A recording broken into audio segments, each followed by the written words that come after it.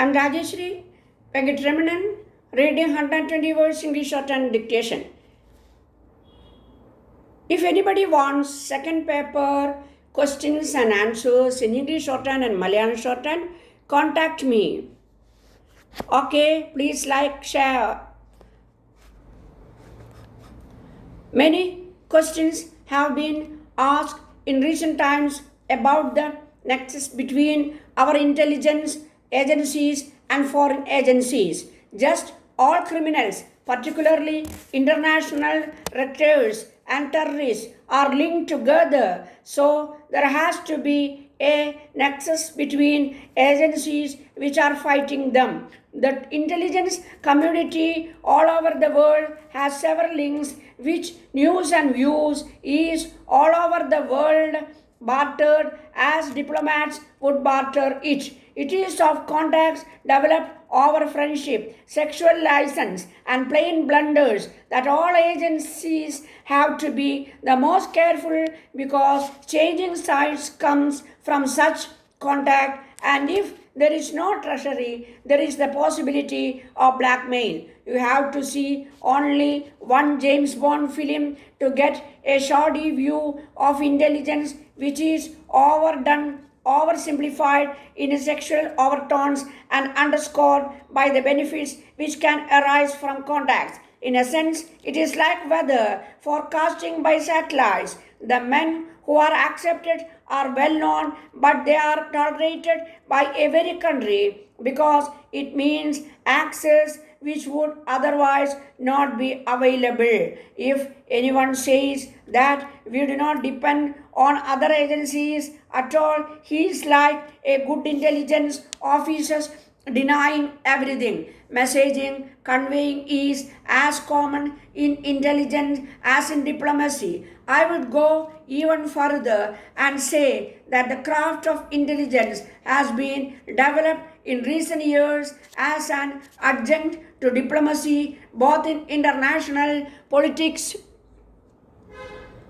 and in politics at home. It is as common, as all pervasive, and as important for our national health as diplomacy. Only those who are far removed from the world of international cooperation may feel that nations are always loggerheads. When you look deeper, you will find that some of our biggest breaks and our most important warnings have come from these which appeared to be working against us. Throughout the world, there is an undercurrent of goodwill from which you can tap anything that you want, provided you do it the right way. Sometimes you may be fed wrong information, but that is what intelligence is all about: correct appreciation of what you get.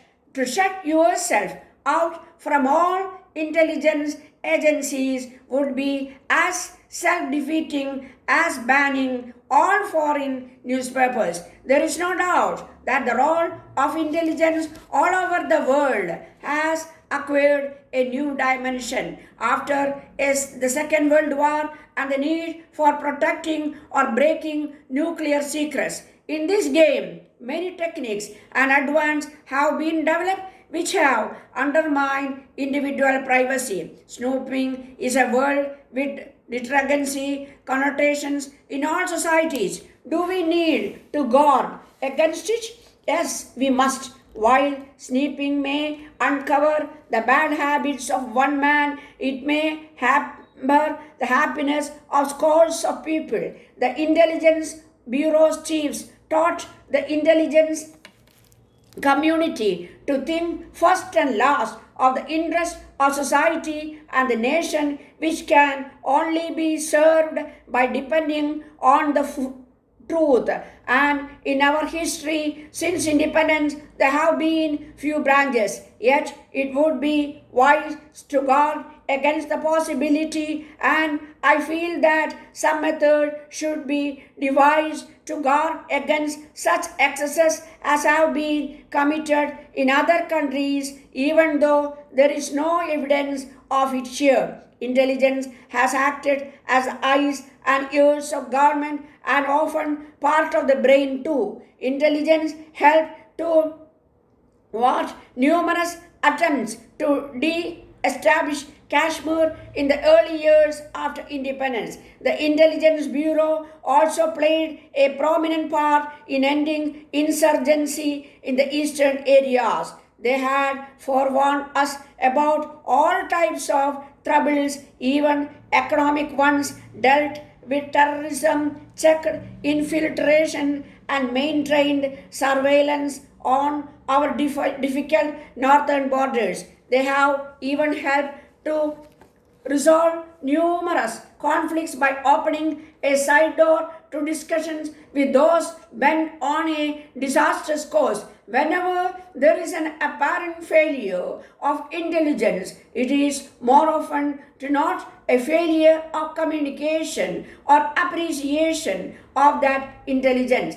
Our weaknesses is generally appreciation of that intelligence. Our weakness is generally in the field of appreciation. In the first place, the knowledge which some people have of intelligence is poor. They do not understand its limitation. They do not like the kind of work which is shrouded in scary. Intelligence is such a field that to put down our word on paper would be to lose the ultimate cumulative impression of the situation that they bear facts. If we try to fix every word on paper, we may omit the assumptions and contradictions which are part of the game of intelligence. It would end up as a bad intelligence officer's report which predicts all types of developments and conclusions. The policy makers fail to see that he has forecasted several alternatives, one of which is bound to be right because he had covered every eventuality.